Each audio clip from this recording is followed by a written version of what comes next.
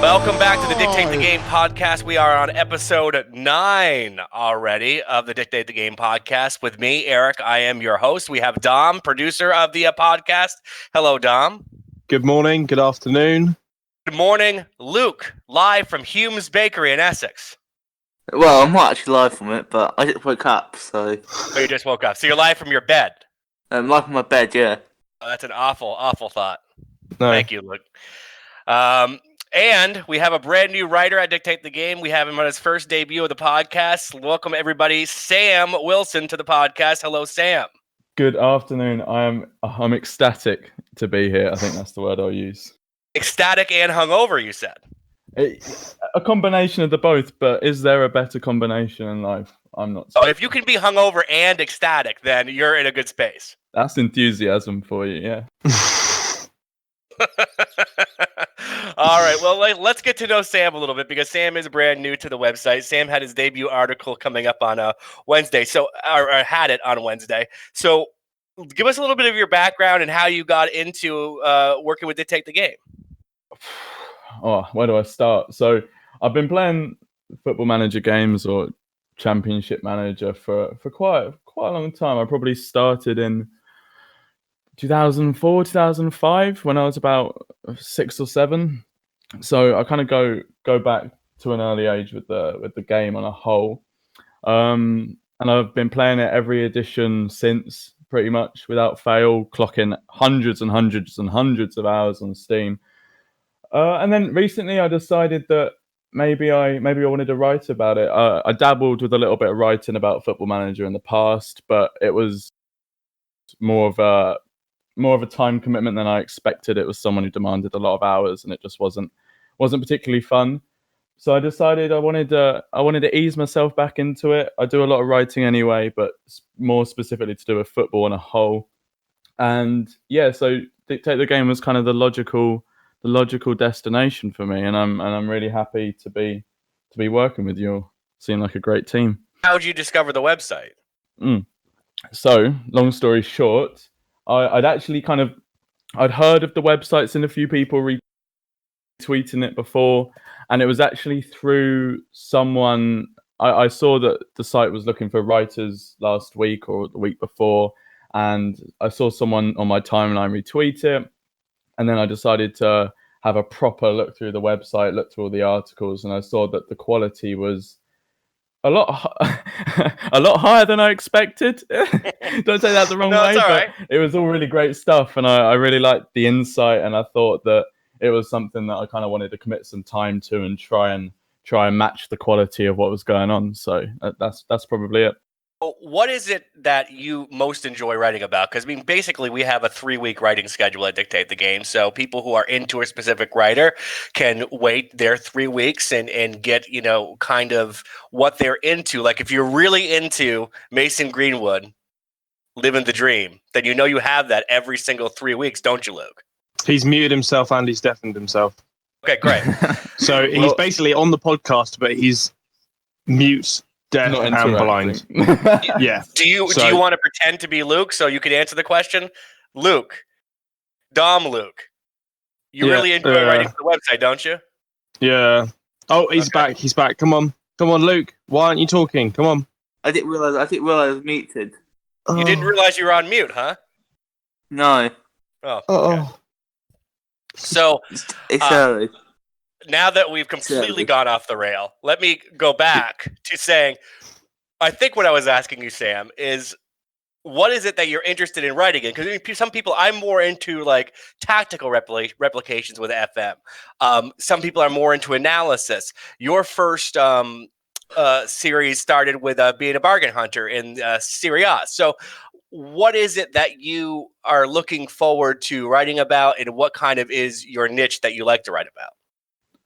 So I kind of feel like I've started as I intend to continue. Really, I'm a big fan of scouting in general, and a big fan at looking at kind of which players are the best to fit into certain systems, and which players you can kind of pick up on the cheap. And so I think starting with the whole bargain hunter thing was a good way for me to establish the kind of player I am when it comes to Football Manager. I'm actually not all that into the tactical side of things. I've only recently discovered more of an interest in that. But for me, it's all about the transfers. Football Manager has always been about the transfers for me, and like finding the best players to spend the budget on. So I'd probably say expect scouting pieces, expect more bargains and things in that sort of area.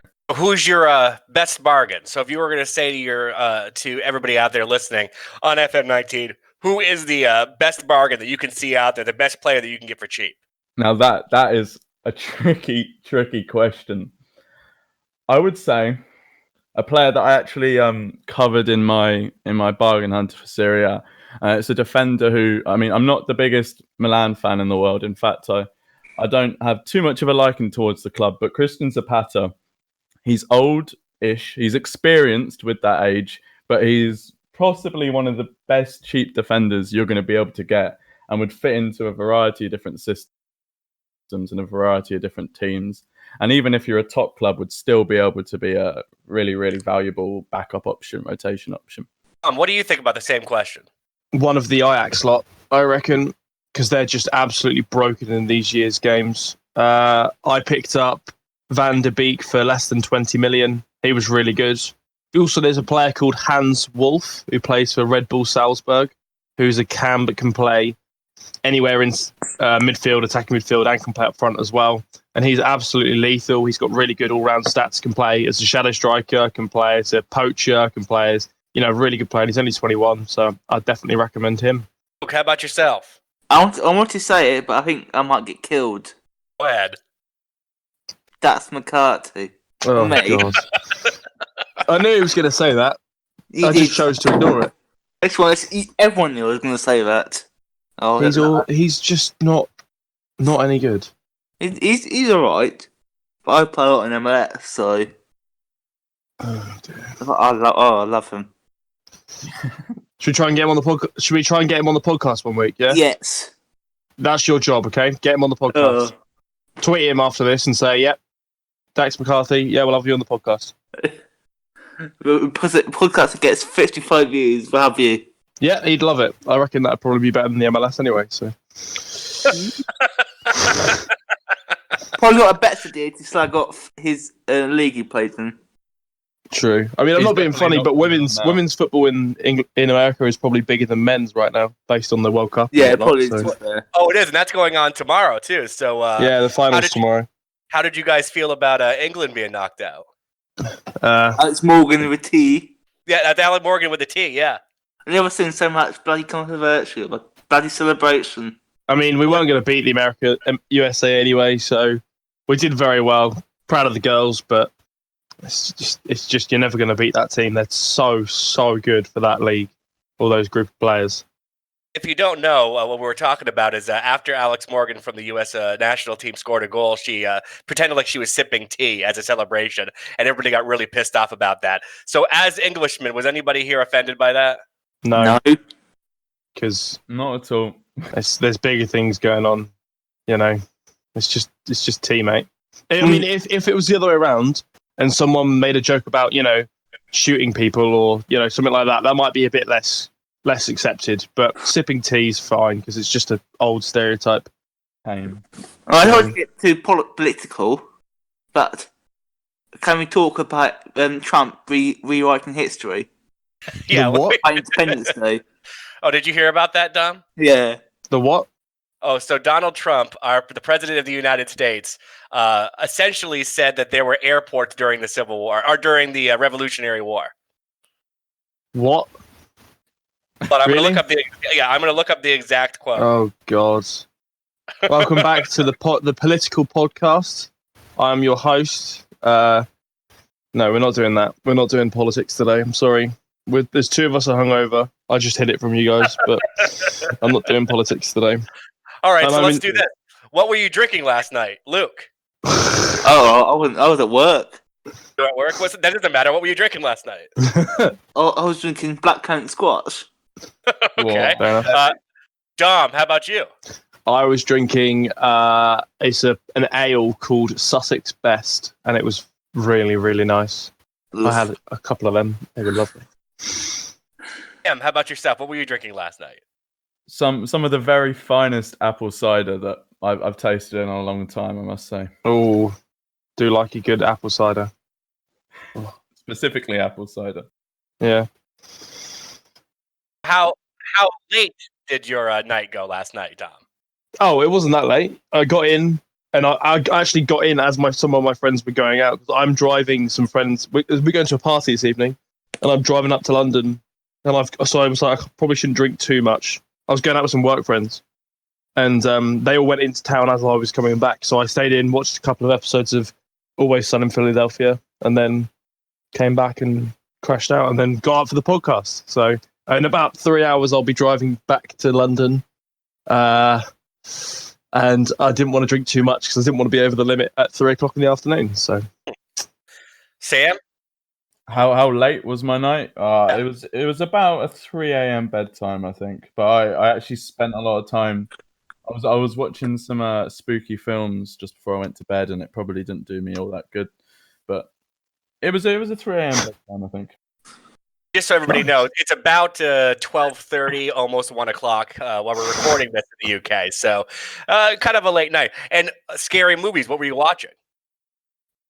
So I treated myself to a couple of films last night. I watched a 1963 film called The Haunting, which was it was appropriately haunting, and a kind of thriller horror called Kill List by a director called Ben Wheatley, who I really actually have a lot of admiration for, and they were both solid, good films as far as horror goes. And when I walked out to work last night, but it was about 5:12 in the morning, and there was a woman on the floor who hit her head. So, yeah, What? she right? I think so. I don't know. You didn't check and see if she was breathing, No, or the place was there. okay, right? Yeah, you didn't say that, so I assumed that you saw a woman basically unconscious on the floor No. on your way to work and just went, "Nah, that's all right." Normal night out, and then just carried on. Went to work. There were plates there. Okay. I would call her pretty, but I think I will get killed. So, edit that bit out. All right. Yeah. Well, going back to Sam. So I'll try and take this slightly back on track. Your first article did very well. You know, I think you got you got over 1,000 views on your first article. You pleased with that? Oh, I'd love to hear it. I feel like I've just scored my debut goal, honestly. Yeah, mate. it's quite nice. I mean, considering when I started writing, my first article got about 200 and something views, and I freaked out because I started writing in 2017, and we had about 4 people just refreshing the page every day. So it's well done. Congratulations on getting your first article out. Doing very well. What are you thinking for part 2? Well, okay, so there's been a couple suggestions, and I'm going to put it down to a Twitter poll to decide, I think. But it's probably going to be between the top flights of Sweden, Brazil, maybe France, because there seems to be a bit of demand for France, and then maybe I'll open up the final option to the people to decide. But one of those leagues, more than likely, will be the next Bargain Hunter episode. That'll be in 3 weeks because we have a 3-week schedule here at Dictate the Game, so we'll be looking for that in 3 weeks. And by the way, dictatethegame.com, make sure that you're checking it out each and every week. We have articles for you on Monday, Wednesday, and Friday, and the podcast on Saturday. Not only statistical analysis, but we have tactics, we have stories going on, we have all kinds of different things for you to check out each and every week, all week long at dictatethegame.com. And speaking of the podcast, something we've been talking about on the podcast for, it seems like a long time, finally came true this past week. Frank Lampard, the brand new coach of Chelsea. What do you think? A good move for Chelsea now that it's done? I know we've speculated that, we don't know how well he's going to do before on the podcast, but now that it's done and you're looking at it from a realistic point of view, how do we think Frank Lampard's going to do in the league this year? I think he'll actually do okay. Simply because I think United and Arsenal are not in a position to challenge for top 4.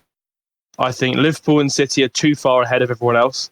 And so Spurs and Chelsea are kind of in that middling ground where they'll probably do all right. I think Spurs will probably get third, but I think Chelsea will get fourth. Or if not, they'll get at least, top six, which they'll be fine with considering their transfer bans and the real problems with money they've got at the moment. So I think they'll do all right. I think it's not a great move for him. I don't think he'll last very long, more than 2 seasons. But, I think they'll do all right in the next coming season regarding, results. Same as Sarri, really, That's the problem, right? Is, again, we're talking about having a short-lived manager at Chelsea. I mean, what do you think it's going to take to be able to get a long-term manager that's going to stay there for a decent amount of time and be able to build something? Because they're going to need to build now. This is a time where they're going to need to build within their system, especially with the transfer bans. A 2-year coach is not really what they'd be looking for, but I have to agree with you. I don't think it's going to be a long-lived thing. I think it's got to be, the expression is that you keep smelling shit, then you probably should start by looking in your shoes. Yeah. So it's clearly something's going on higher up in the club. I think Abramovich needs to go. I think he's been there for too long and he's put a lot of money into it, fair play, but I think they need someone in that's slightly different, someone that's going to take it off in a slightly more development and, focused on the youngsters, and because they've got so many good prospects in their team now.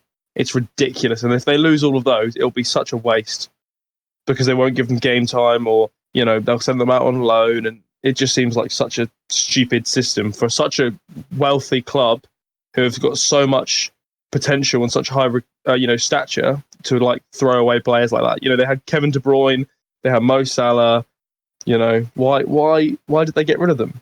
Imagine the Chelsea side now, and they had, I don't know, let's say they had Kante, they had De Bruyne, and I don't know, anyone else would be right in the middle. And then you've got, Salah, Hazard, and Morata, or, Giroud, or they're bringing a striker. That would be an unstoppable team. And they've got Pulisic coming through as well, haven't they? But, it seems like such a waste of talent from their perspective. So I think Abramovich has got to go. I'm looking through, and I would have to agree with you. I'm looking through to see what the team would look like right now if they hadn't sold anybody over the last few years, and what they have lining up. They're lining up in a 3-4-3, it looks like in this article, but we have Thibaut Courtois, Nathan Ake, Andreas Christensen, Kurt Zuma. Yeah, what happened to him? He was quality. Why did they get rid of him? I think he's out on loan at Everton. I think he's supposed to come back. Did he not sign full time? Didn't he not? Does anyone know if he went across permanently, or I'll have a look? I don't think so. I saw Carry on. speculation, but I didn't see anything solid.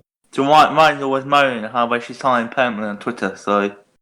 Okay. Well, then he's gone. Felipe Luis on the left. Kevin De Bruyne. N'Golo Kante. Cesar Azpilicueta, Eden Hazard, and Mo Salah. Yeah. Can you imagine that team? I'd be as good as Man City's right now, I reckon.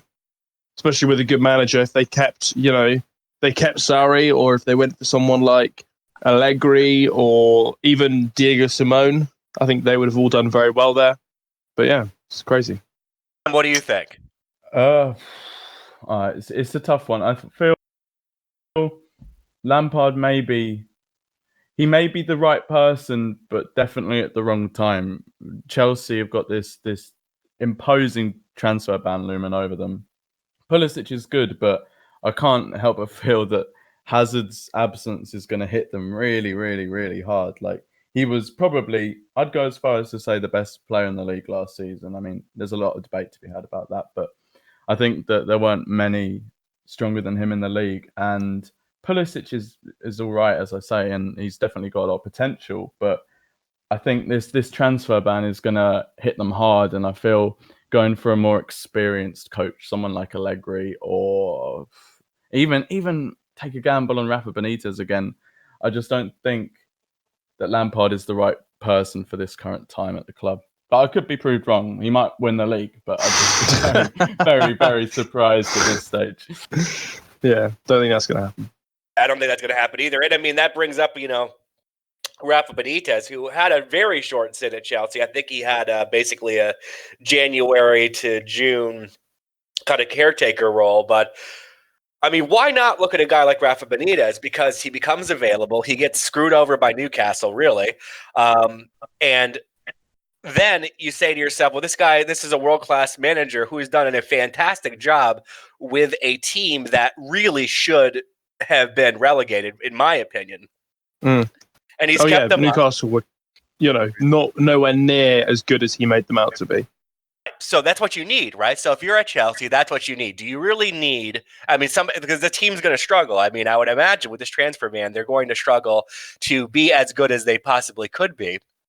So do you need a club legend, or do you need somebody who's going to take you through, at least a contract period, that 2 or 3 years? If you're going to be keeping managers for 2 or 3 years, that's kind of your MO.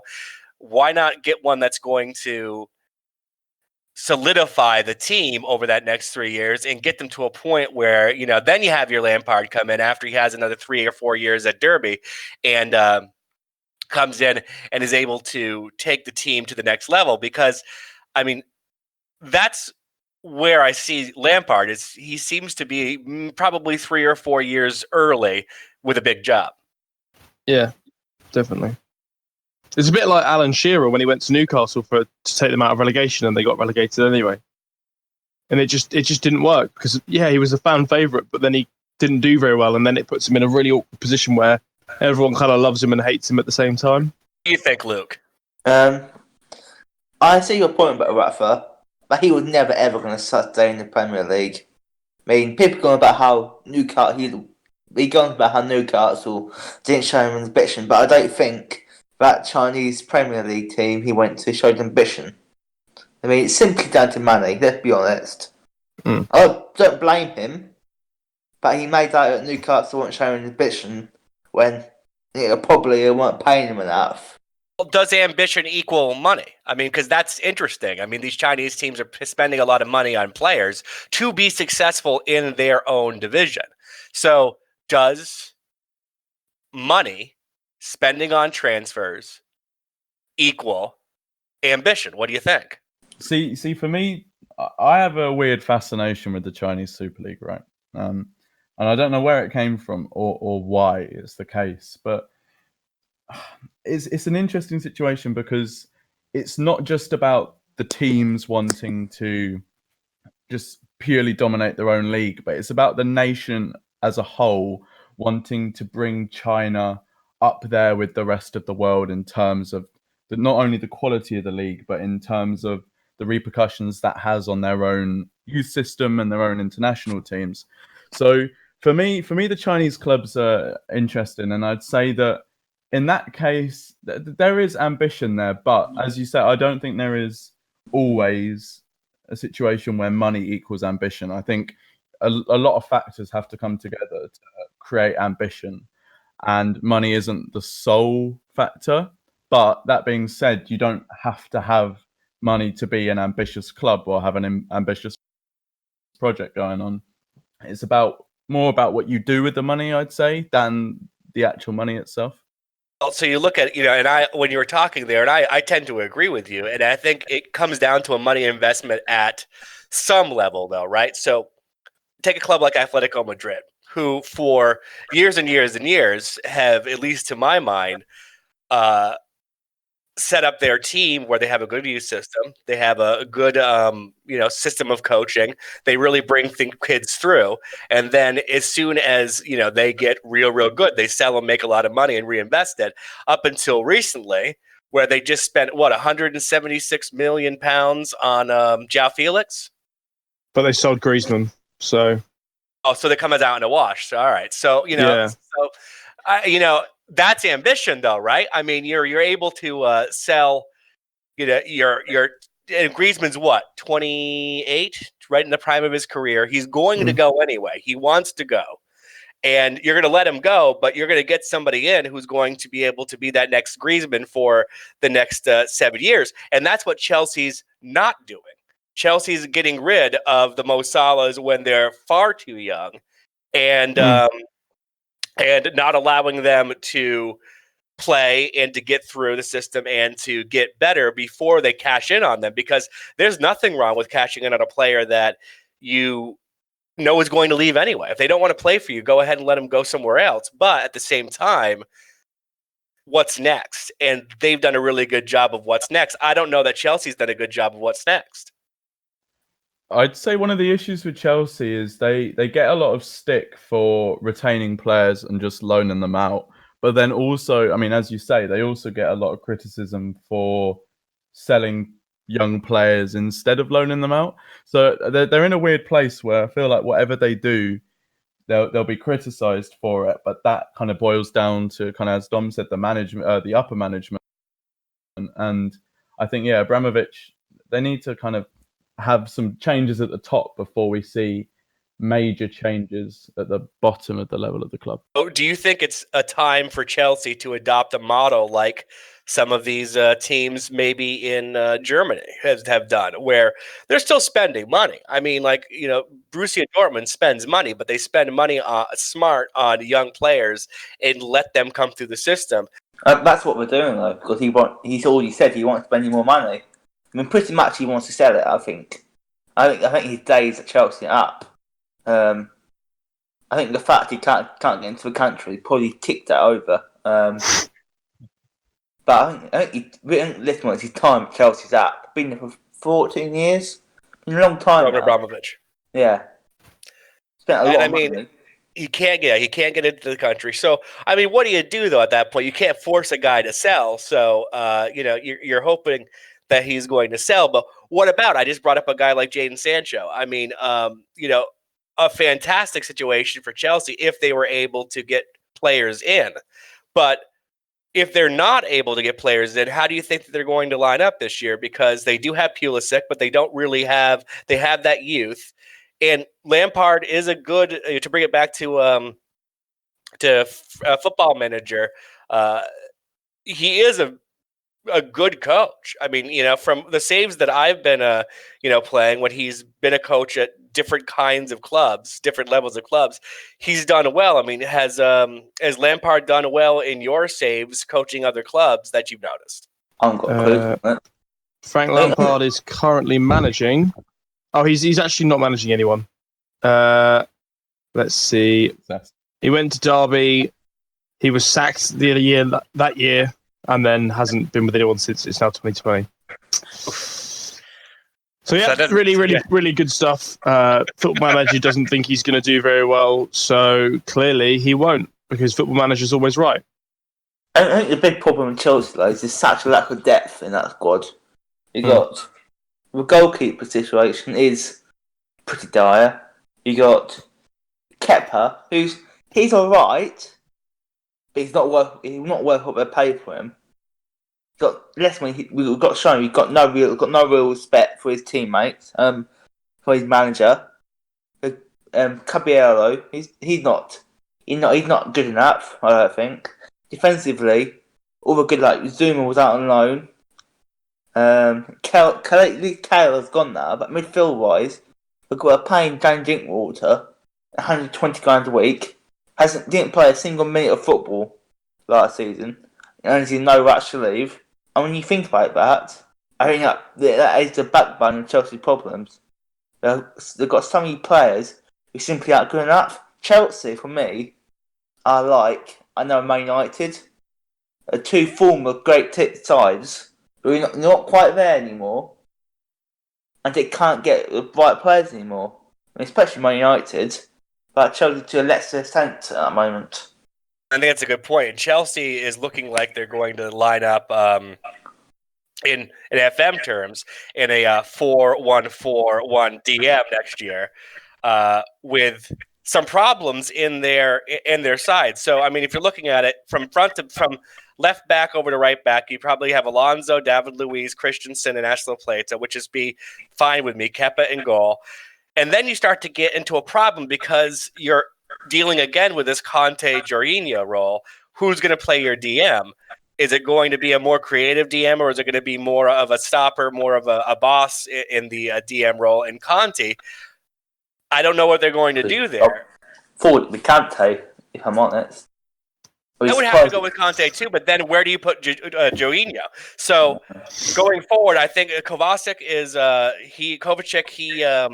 he officially is now a Chelsea player, so he's going to stay.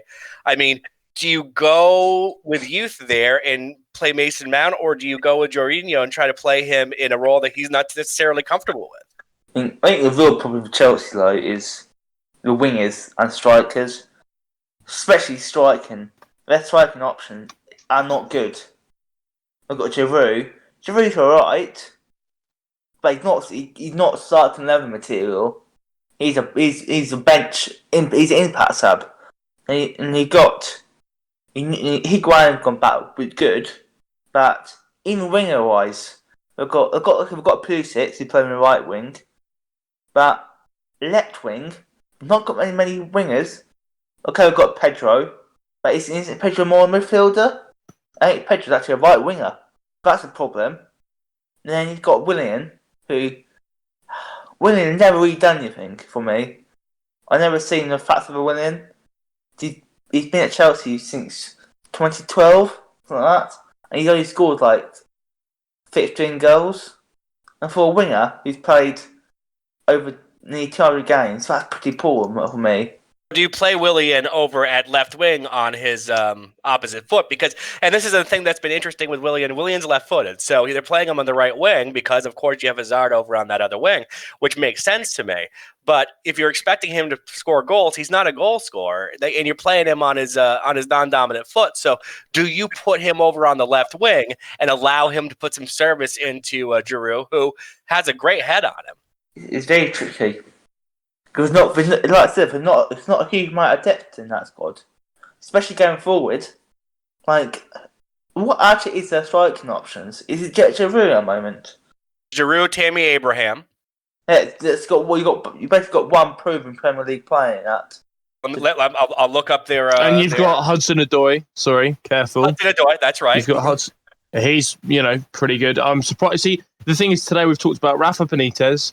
We've talked about, Chelsea, and we've talked about, about whether money equals ambition. I'm so, annoyed that Guy's not here because he'd have a field day out here talking about all this stuff. But yeah, no, Hudson-Odoi is a really good player. They've also got, Is it he midfielder? He's technically a winger or a striker. He plays in that kind of role that Hazard does. They've also got Batshuayi coming back from loan. Yeah, good point. He's nothing special either, though. He's done all right at Dortmund, doesn't he? Did what, Dortmund? He didn't cut it at Palace, really, did he? Oh, yeah. Well, he got 5 goals in 11 games. That's a goal every other game, so that's pretty good. Yeah, but he's not done it at Chelsea at all. I know he's not got much of a chance, really, to be fair. Yeah, it's quite difficult to judge players like that because he's been moved around so much. He's never really settled anywhere because he hasn't had a chance, which is a bit of a shame. But I think he's. I've always liked Batshuayi. I've always liked Tammy Abraham as well. I know he hasn't been proven, but I think if he was given the chance, I'm sure he would take very well to it. He's a hardworking guy. Anyone who tends to come from the lower leagues, especially in England, I always find tends to be very hardworking. Like I take Jamie Vardy as a great example of that. He came from Fleetwood Town, who were in the 4th or 5th tier of English football. And, you can tell he's really, really worked hard to get there. And I'm sure Tammy Abraham will be the same. Sam, what team do you support? I support Arsenal and I support Lazio. And Arsenal cross the Brexit divide with my team. Uh-oh. Brexit. Why do you support Arsenal and Lazio? So, Arsenal I've supported since I was, 2, 3, just about able to walk and talk properly. And I was born in northeast London, and my options were kind of limited to Arsenal, Spurs, West Ham, and Leyton Orient. And believe it or not, Arsenal were dominating, so I decided to pick Arsenal. And then Lazio. My love for Lazio actually grows out of my favourite player of all time by any stretch of the imagination. Miroslav Klose. He is to me. There's a lot to him more than just being a footballer. He's also one of the most fantastic role models that the sport has ever seen. And I always describe him as the antithesis of everything a modern day footballer is. He wasn't flashy. He wasn't all about social media. He wasn't about gamesmanship. He was about fair play and just just doing what you have to do on the pitch, getting off the pitch and enjoying time with your family and friends. And I had a kind of interest in Closer, and I watched him closely and followed him closely. And when I started really like looking up to him was when he was at Lazio. And then from there, after he retired, obviously, my love for the club kind of just stuck. I kind of felt myself kind of so balls deep into the club that it was something that I found really passionate. And then over the years, I've grown more interested in Italian football on the whole. And I probably know more about it to date than I do about the Premier League in terms of actual in-depth analysis and insight. So yeah, that's how my love for Lazio kind of grew, and it kind of just, as I say, it kind of just stuck from there. Are you playing any Football Manager saves at the moment? Any particularly long saves, or trying anything different in Football Manager? Well, funny you should say that. I actually, just a couple of weeks ago, I've started a new Lazio save, and I've actually recreated Simone Inzaghi's 3-5-1-1, well, 5-3-1-1, whatever you want to call it, formation that he uses with the team. And I found it fun. As I said kind of earlier in the podcast, the actual specific tactics and really in-depth player instructions isn't something that I've particularly gelled with over the years, but I've found it more interesting now, and recreating the tactic from my own knowledge and seeing it actually work in game has been quite rewarding as far as experiences go. I've done a lot of saves over the years, and a lot of stuff I kind of have done to death a bit. So I kind of decided to kind of try something new and put a bit more time into it. I sometimes have this kind of flaw of kind of trying to rush through my saves. Kind of this time I've put in a lot more effort into it, just kind of taking it maybe a game or two at a time, and then just kind of easing my way through the season. And yeah, it's good fun. It's something different and it's good fun. I feel like some people get really burned out playing Football Manager. Like, I'll go through a period of like a couple of weeks where I'll crack out, a couple hours every, other day or whatever, and just play loads of it. And then I get to a point where I'm just very knackered. I'm just very mentally drained of it. So I have to go away and play something else for a couple of days or a week or something, and then come back and, you find it again. So I think, I understand taking it slow. I get that completely. I actually, I've got a newfound perspective on Football Manager as well in terms of the mobile game. I've always seen the mobile game as the mobile version of Football Manager, but in kind of recent months, over the past year, I've started looking at them almost as different games, because they really are. They're completely different, even though they're the same kind of genre. They are completely different games, and I find that if I treat the mobile game as something just to kind of play around, rush through seasons, see how things simulate, see how things progress, and then look at the full version of the game, the computer version of the game with more insight and like in-depth analysis, I actually find that it's quite rewarding and gives you that balance between kind of wanting to burn through, but then also kind of being able to kind of take your time with things. I'm gonna go now. You're gonna go now? Yeah. Why? Well, you got a date or something? No. Okay. Why do you have to leave? Yeah. What? We need a reason. Have to leave. Yeah, It's why do you have to leave? I do. That does not. No, you can't leave. Sorry, you're not allowed to. You can't leave without a reason. I can. So I think if you don't say anything, I'm going to assume you're going on a hot date. Oh, you can think that if you want. Okay, I will. That's fine. Off you go then. Oh, he just left. Wow. Yeah. Wow. Luke. I think there's some controversy here. I was going to ask him about his article, because he released an article this week, didn't he? Oh, he's gone. Yeah, he did. Wow. Do you think that? Do you think that there's a controversy brewing between you and Luke? No, not at all. We go way back, me and Luke. Right. In fact, there was a period of time when me and Luke were a bit more. You probably remember this, Eric. We were a bit less involved in the group. When you and Ehor and Guy came in, me and Luke kind of took a step back and let you guys do your thing for a while. Yep. And me and Luke were both thinking of like leaving the site and doing some other stuff. Not massively like another website or anything, just kind of focusing on our lives a bit. And then he got talking to a girl or, whatever. And she said to him, maybe you should carry on doing it. And then obviously I saw, he said he's got errands to run. Okay, sure. That's a lie. That's vague. And yeah, no, but then, obviously seeing the site do so well, obviously it makes you decide to come back because, you realise how much of it you miss and stuff like that. Like I've written a couple of articles recently and I've had a really good time doing it. So, me and Luke go way back. He was the first person to join the team and I was the second. So, and I haven't been able to get rid of him since. One thing I can say is, Sam, I hope you enjoyed your first podcast. Yeah. I don't expect you to come back. That's fine. After that, that's fine. And anybody listening out there, I promise we'll do better next time. No, it's fine. It's fine. So to recap, we talked about what did we talk about this week? What did we learn this week, Dom?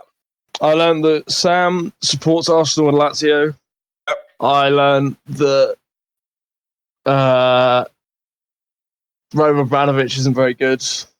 I learned that half of your podcast crew were drunk or hungover whilst recording the podcast this week. Right. And I learned that Luke's going on hot dates. So I've had quite a good... Yeah. No, I'm sorry, Dom. He has quote unquote errands to run. Yeah, that's a lie. Definitely. It's a weekend. Right. Yeah. Sam, do you have anything else you'd like to add? I don't think so. Just thanks for having me. I feel like I'm thanking my friend's parents after a sleepover. Thanks for having me. Thanks for. It's all right. Thanks for coming. Appreciate it. But it's been good fun. Yeah, and just next time you come over for the sleepover, just don't come drunk. I can't make any promises, Eric. I really can't. Oh, don't worry about the bullying because you get it all the time if you carry on with the podcast. All right, don't worry about that. That comes up. Can't wait. All right, are you ready to say goodbye, Dom? Yeah. All right. Bye. Goodbye.